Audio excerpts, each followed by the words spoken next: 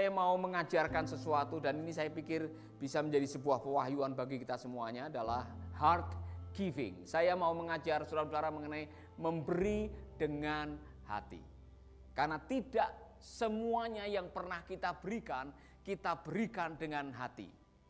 Ada orang yang memberi hanya sekedar memberi, istilahnya memberi dengan tangan. Pokoknya tangannya terulur saja. Ini, ya kan? Ambil ini. Ada saudara pernah melakukan itu? Kita juga pernah melakukan, ya kan? Bahkan ada orang yang memberi dan mengatakan, ambil.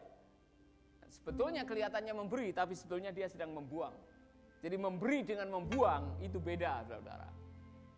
Nah, nanti kita akan ketemu dengan sebuah contoh yang sangat luar biasa. Yang kedua, ada orang yang memberi dengan tangan, ada yang memberi dengan pikiran. Jadi dia memberi tapi mikir-mikir. Atau memberi dengan pikiran, saya beri 10.000, saya dapat 100.000. Itu namanya bukan memberi, tapi apa? Trading, ya kan? Kita taruh modal 10 juta, saya harap dalam hitungan bulan dapat 15 juta. Nah, itu bukan memberi, itu berdagang. Ada juga orang yang memberi oleh karena semata-mata hanya untuk nantinya berinvestasi. Di kampung saya, saudara, kalau ada musim pengantin, musim sunatan, itu orang kondangan. Kalau kondangan itu biasanya menyisipkan amplop, namanya nyumbang. Nah, itu dicatat oleh orang yang sedang punya hajatan, itu dicatat. Karena apa? Nanti dia harus mengembalikan. Jadi sebetulnya bukan nyumbang, tetapi kita memberi, kemudian kita mengharapkan nanti kalau kita punya hajatan, mereka juga akan memberi kepada kita. Memberi dengan mikir, ya kan? Memberi dengan pikiran macam-macam. Nah, saudara bisa memberi dengan pikiran yang berbeda-beda. Nah, satu hal yang saya yakin dikehendaki oleh Tuhan adalah memberi dengan hati atau heart giving. Semua bilang heart giving, memberi dengan hati. Amin. Nah, mari kita akan melihat di dalam Kisah Rasul pasal yang ke-20 ayat ke-35 dikatakan, dalam segala perkara saya sudah memberi teladan kepadamu bahwa dengan bekerja keras seperti ini, kita harus menolong orang-orang yang tidak kuat. Karena kita harus ingat akan apa yang Tuhan Yesus sendiri sudah katakan. Lebih berbahagia memberi daripada menerima. Lebih diberkati memberi daripada menerima. Ukurannya seperti apa? Yesus mengatakan, ini ajaran Tuhan Yesus, lebih berbahagia memberi daripada menerima, lebih diberkati memberi daripada menerima. Dan ini yang mengatakan Tuhan Yesus. Sang Rasul hanya mencoba mengulangi bagaimana sikap yang harus kita miliki pada waktu kita memberi. Dia kasih teladan. Dalam segala perkara saya sudah memberi teladan kepadamu bahwa dengan bekerja keras seperti ini, kita harus menolong orang-orang yang tidak kuat. Kita harus menolong. Kita harus menolong adalah keharusan. Dan yang namanya menolong selalu melibatkan pemberian. Saudara tidak mungkin, kita tolong, mari kita tolong. Kemudian saudara yang mengatakan, kami sudah menolong, tapi tidak menolong melakukan sebuah tindakan. Itu bukan menolong. Yang namanya menolong itu selalu melibatkan tindakan memberi pertolongan. Saudara-saudara, nanti kita akan ketemu standar atau contoh seperti apa, sikap seperti apa, penilaian seperti apa yang dimiliki oleh Tuhan Yesus sehingga kita bisa mengaminkan lebih berbahagia memberi. Nah, sebelum masuk ke sana, tidak semua orang memberi dengan bahagia. Ketika kita memberi karena terpaksa, memberi oleh karena ketakutan, memberi oleh karena kita harus atau sebuah obligasi, obligated, kita harus memberi. Kalau tidak memberi, nanti kita akan kena hukuman misalkan. Kita harus memberi. Nah, saudara-saudara, ketika Anda memberi bukan dengan kerelaan, Anda tidak akan mendapatkan berkat dari pemberian. Maka pemberian yang benar-benar akan diberkati, yang membahagiakan adalah pemberian yang datang dari hati. Saya mau tanya jujur, saudara. Pernah memberi kemudian menyesal? Pernah memberikan sesuatu kepada orang? Harusnya saya tidak kasih ke dia nih. Kenapa saya kasih tahu dia? Dia itu waktu saya beri matanya malah melotot, marah. Mengatakan, kenapa hanya 2 yang dikasih ke saya? Kenapa tidak 3? Saudara pernah ketemu dengan orang yang kita memberi awalnya dengan hati, tiba-tiba orang yang menerima pemberian kita ini malah marah, micek. Saudara akan ketemu dengan orang macam begitu di dunia ini, ya kan? Kita sudah tolong, kita sudah memberikan yang terbaik, kita sudah usahakan, kemudian orang itu curiga, Bapak pasti ngambil ya dari pemberian ini ya. Kita memberi dengan baik-baik, malah orang itu memarahi kita, mau melaporkan kita misalkan aja. Nah saudara-saudara, ada waktu-waktu di mana orang yang menerima pemberian itu tidak menyenangkan hati kita. Kalau kita hanya memberi dengan pikiran dan memberi dengan tangan, saudara pasti tidak akan pernah menikmati dan berbahagia dengan pemberian.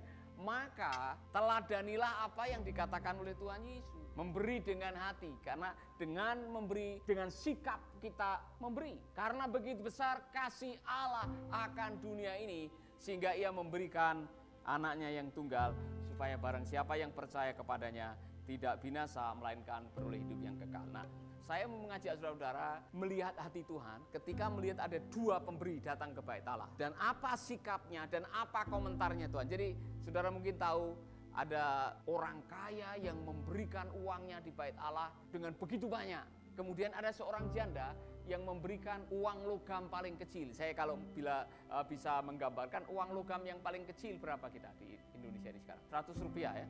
50 rupiah sudah tidak ada. 5 rupiah sudah tidak ada.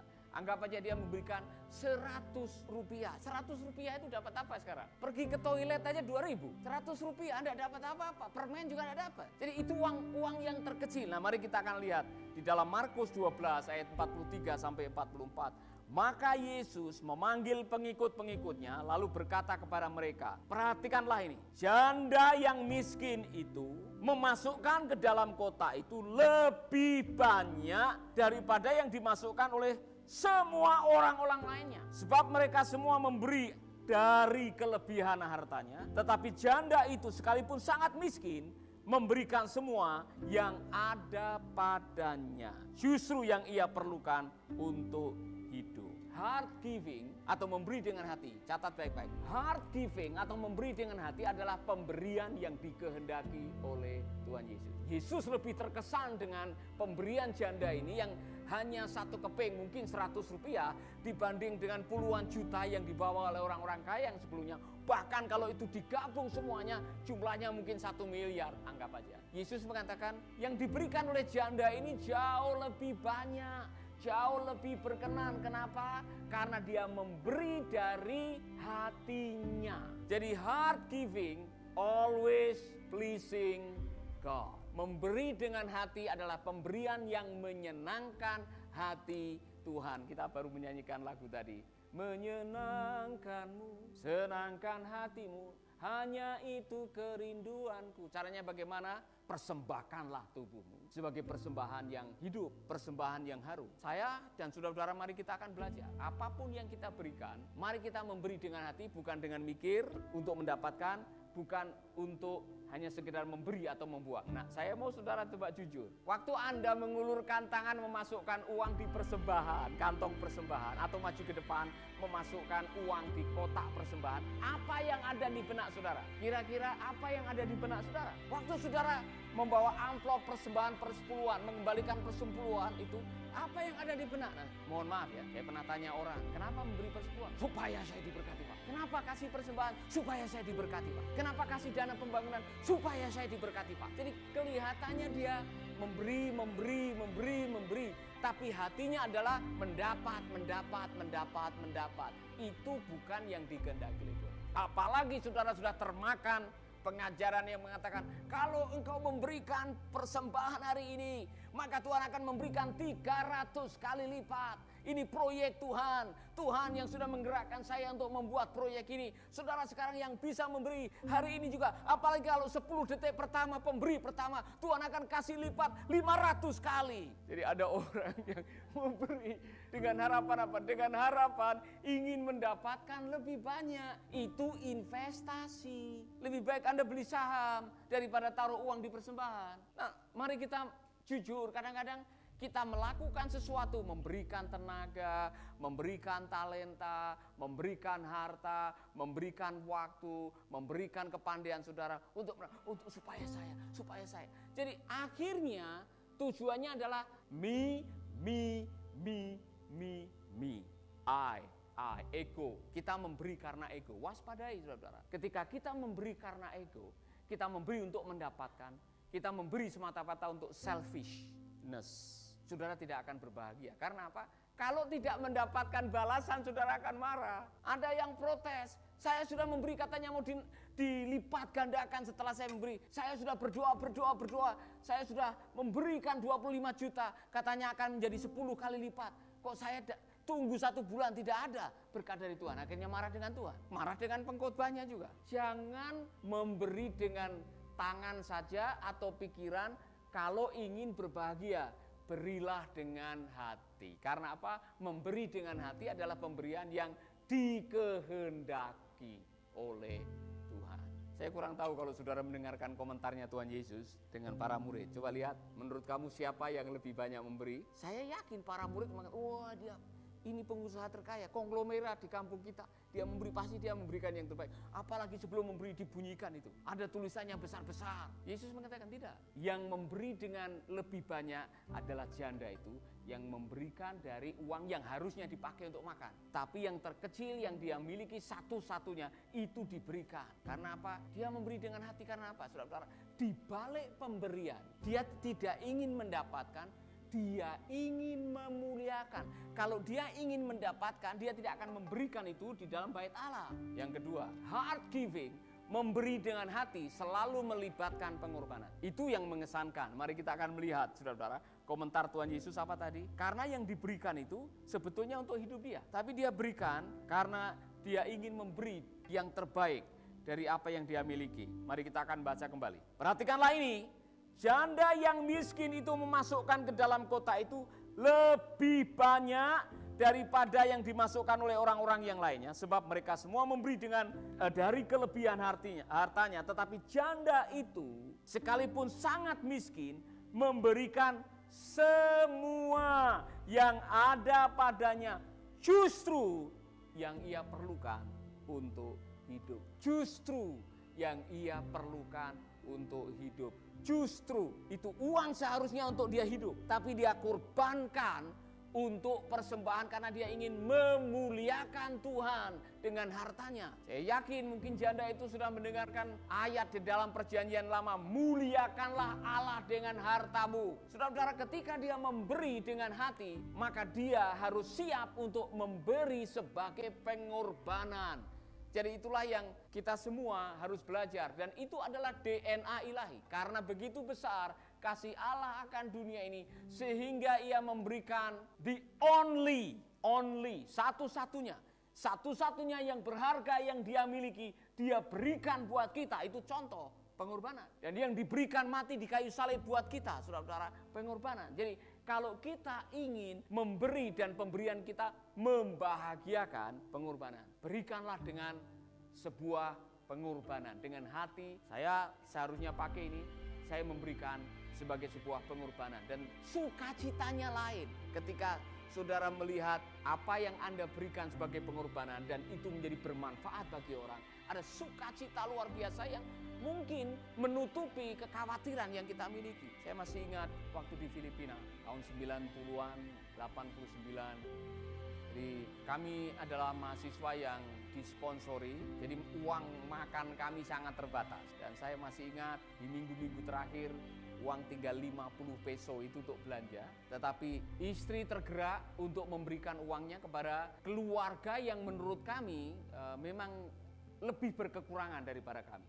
Jadi waktu istri mengatakan saya tergerak untuk memberi sesuatu kepada keluarga Yeremia Balbuena namanya, anaknya 2. Saya bilang silakan kalau kamu yang digerakkan, dan saya sebetulnya agak takut karena minggu ini kita makan apa kalau itu kita berikan kepada keluarga Yeremia Balbuena. Tapi karena itu digerakkan oleh Tuhan. Nah, saudara-saudara, ini cara Tuhan bekerja. Pagi-pagi istri menuju ke apartemennya Yeremia yang ada di bawah apartemen kami. Dan saya mendengar pada waktu dia mau masuk ke rumahnya atau ke apartemennya, mereka lagi berdoa. Dan pada waktu istri menyerahkan 50 peso itu, ibu Yeremia Balbuena berterima kasihnya tidak habis-habis, karena sambil menangis katanya karena 2 hari tidak ada roti. Jadi waktu istri pulang dari apartemennya Yeremia, dia juga ikut terharu, ya kan? Saudara-saudara, saya secara pribadi saya senang karena kita bisa menolong. Cuman di benak saya juga ada takut, minggu ini mau makan apa. Tetapi ada sesuatu yang terjadi pada hari itu. Karena ketika saya kuliah, saya tidak bisa konsentrasi karena saya takut nanti pulang makan apa. Ternyata dosen saya, Jack Russell, dia memanggil saya ke kantor dan saya suruh duduk. Kemudian tiba-tiba saya pikir dia mau menanyakan mengenai PR yang belum selesai. Tapi dia mengambil dompetnya, dia masukkan 500 peso di kantong saya.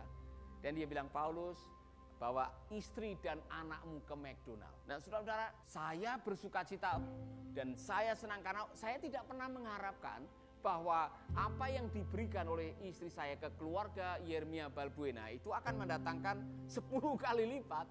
Tetapi yang saya mau mengatakan, ketika kita memberi dengan pengorbanan, Tuhan memperhitungkan pemberian saudara. Karena heart giving, pemberian dengan hati adalah pemberian yang mengikuti teladan ilahi. Rasul Paulus mengatakan kita kerja keras. Kita kerja keras untuk menolong saudara-saudara kita yang membutuhkan pertolongan. Bukan dari kelimpahan, dari kerja keras. Heart giving, amin. Mari kita akan belajar yang berikutnya.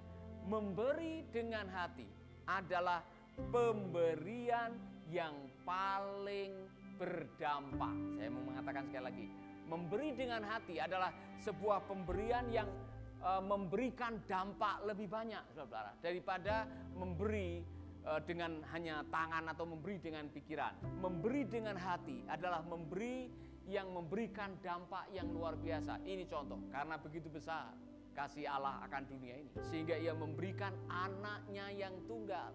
Dampaknya apa? Luar biasa sampai sekarang ini, ya kan? Anaknya yang tunggal memberikan nyawanya di kayu salib. Dampaknya seperti apa? Saya bisa diselamatkan, saudara bisa menerima kabar baik, saudara menerima kuasa dari darahnya yang tercurah di kayu salib. Dampaknya luar biasa. Para murid yang percaya kepada pemberian itu, mereka memberikan nyawanya menjadi syuhada, menjadi martir. Dampaknya apa? Banyak orang yang pada akhirnya percaya. Jadi kalau kita ingin menjadi orang-orang yang berdampak di dalam hidup, berilah dengan heart giving. Maka saudara, mari kita mengevaluasi hati kita. Waktu kita memberi, waktu kita melakukan sesuatu, check and recheck hati saudara.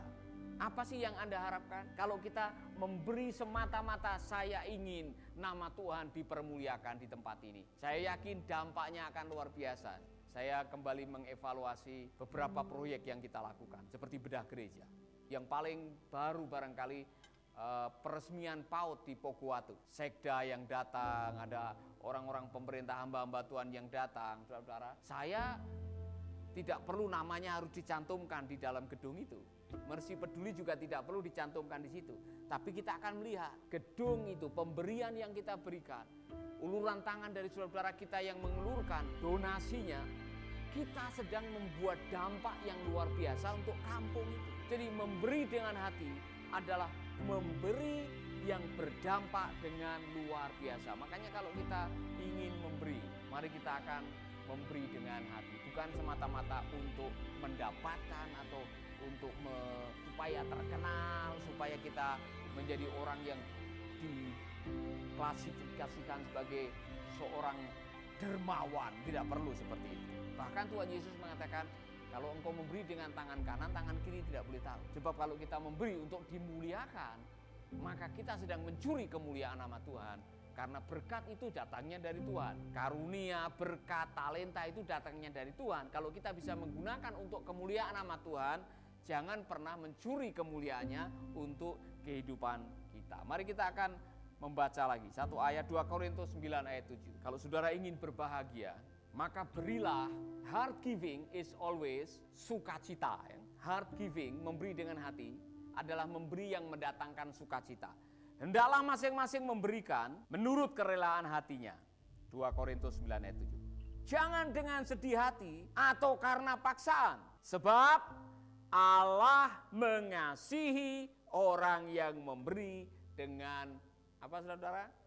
Sukacita. Kapan Anda memberi dengan sukacita? Kapan Anda bisa memberi dengan sukacita? Yaitu ketika kita memberi dengan hati. Karena waktu kita memberi dengan hati, tulus, ikhlas untuk menolong, seandainya penerimanya micek, minta lebih, dersulo, atau bersungut-sungut, tidak terima komplain dan sebagainya, hati kita tidak masalah. Karena apa? Kita memberi tulus kok dengan hati. Kalau orang salah memahami, orang tidak mengerti apa yang kita lakukan, kemudian marah-marah atau minta lebih dan sebagainya. Saudara-saudara, hei, saya ini memberi dengan hati. Coba bayangkan hati Bapa, dia telah memberikan the only son, memberikan anaknya yang tunggal, ternyata yang diberi malah menolak. Yesus sempat menangisi Yerusalem, ya kan? Bahkan mereka yang seharusnya menerima dia bahkan menyalibkan dia.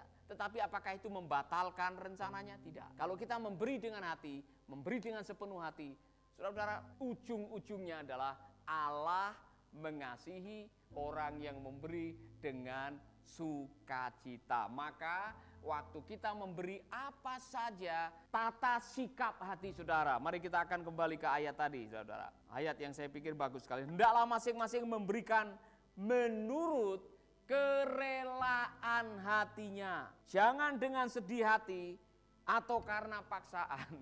Ingat baik-baik, kapan terakhir kali saudara memberikan dengan sedih hati? Karena orang atau ibu atau gembala mengatakan, kita akan memberi menyumbang saudara ini yang sedang membutuhkan keperluan atau sedang membutuhkan pertolongan. Kita akan menyumbang.